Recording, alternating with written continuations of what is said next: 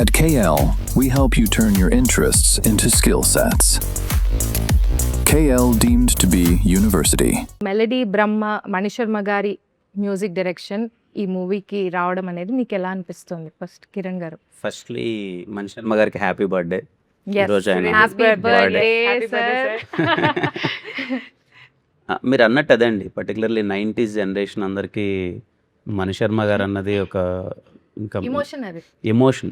అంటే ఆ హీరో ఈ హీరో అని ఏం తేడా లేదండి, లేదు. ప్రతి ఒక్క హీరోకైనా బ్లాక్ బస్టర్స్ ఇచ్చేసి. కావాలా హిట్ కావాలా తీసుకోండి అని ఇలా అంటే ఇచ్చేసారు. మేము కాలేజ్ డేస్లో చదివేటప్పుడు మనము హీరో ఫ్యాన్స్ ఉంటాం, వేరే వాళ్ళు హీరో ఫ్యాన్స్ ఉంటారు కదా, గొడవ పడిపోలేము. మన హీరోకి ఇలా ఇచ్చాడంటే ఆ హీరోకి ఆ పాట ఇలా ఇచ్చాడంటే అంటే అంత కాంపిటీషన్ ఉండేది అవును. మ్యూజిక్ పరంగా మణిశర్మ గారు. I'm so happy.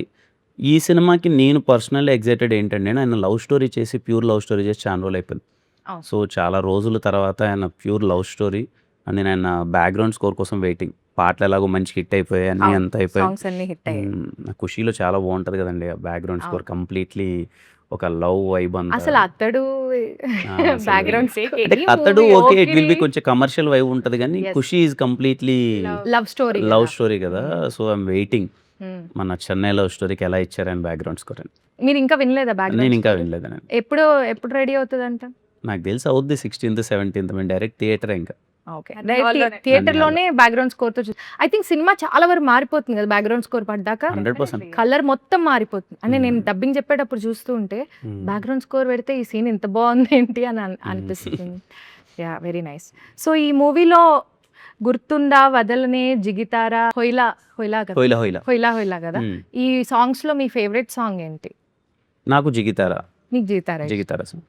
నాకు there is another song which we have not released. ఎప్పుడు అది release? అన్ని అది హాల్లోనే అనుకుంటా. ఏ సాంగ్ అదే? అవును, హోయిలా హోయిలా అన్నా. మీరు ఏంటండి ఆహా, సైగలు ఒకటే. చేసుకుంటారు? మాకు చెప్పాలి కదా అన్ని. ఒక సాంగ్ ఉంది థియేటర్ లో. మీరు ఎప్పటి నుంచి ప్రాక్టీస్ చేయడం మొదలెట్టారు ఈ సైగలతో? జస్ట్ ఇప్పుడే right now.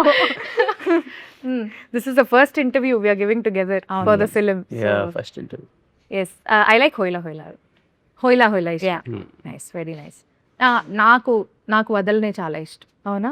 Very nice song. కానీ మూవీలో అది ఎక్స్ట్రాడినరీ ఉంటుందని ఆ song వదలనే. ఇప్పుడు రిలీజ్ అవ్వబోతున్న సాంగ్ ఏంటి? రిలీజ్ అయ్యాక మాట్లాడు. యా, సెకండ్ హాఫ్ లో సాంగ్ రిలీజ్ అయ్యాక మాట్లాడితే Yeah. మజా ఏముంటదండి? రిలీజ్ బ్రేకప్ సాంగ్ ఉంటది ఒకటి. ఓ యా, అదే రేపు మీరు movie లో లీడ్ సీన్ చూస్తే- గురించి చెప్పారు కదా, Yes. ఆ సీన్ తో పాటు if you go into that song I think it's beautiful. Okay, nice. Female record అయిపోయిందండి. Okay, I'm calling them. అవును, మీరు ఇంత బాగా పాడతారు కదా, మీరు చాలా బాగా పాడతారు. చాలా ఇంటర్వ్యూస్లో చూసాం, చాలా ఈ మూవీ దీంట్లో కూడా చూసాం.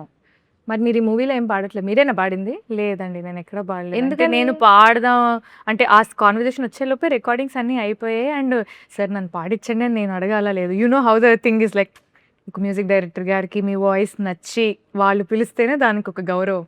సో అది వచ్చిన అయిన రోజు అది అవనివ్వండి. అలా అని తెలియక నేను చాలా పాటలు అడిగానే.